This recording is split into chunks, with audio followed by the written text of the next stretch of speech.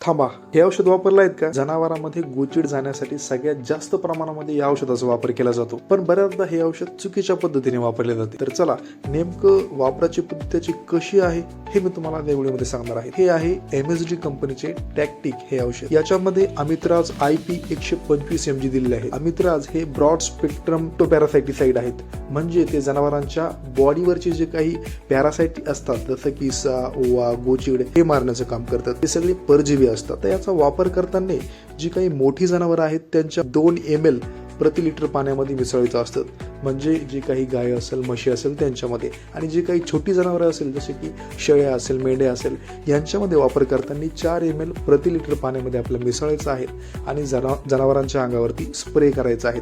परंतु मित्रांनो, बऱ्याचदा तुम्हाला असं वाटत आहे की हे औषध दिल्यानंतरही गोचीड जात नाही.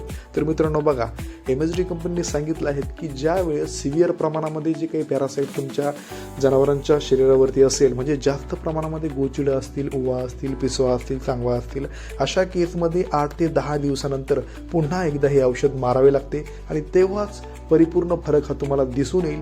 म्हणून आवर्जून या व्हिडिओत सांगितल्याप्रमाणे हे औषध वापरा. सर्व माहिती या व्हिडिओच्या डिस्क्रिप्शनमध्ये दिलेली आहे, तुम्ही वाचू शकतात. काही प्रश्न असतील तर कमेंट करा, उत्तर नक्कीच देऊ.